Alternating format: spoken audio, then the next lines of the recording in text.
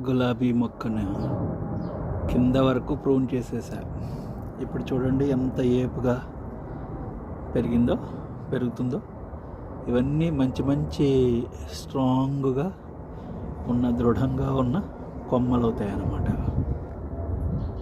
ఇదొకటి, ఇది కూడా చూడొచ్చు. సో ఈ ఉగాది రోజున ఈ కొత్త చిగురులతో మా గార్డెన్, యూకేలో ఉన్న గార్డెన్లో మొక్కలు మీకు కూడా శ్రీ క్రోధినామ ఉగాది శుభాకాంక్షలు తెలియచేస్తున్నాయి. అందరికీ ఈ కొత్త సంవత్సరం సుఖ సంతోషాలు కలగాలని ప్రకృతి మాతను ప్రార్థిస్తూ సెలవు.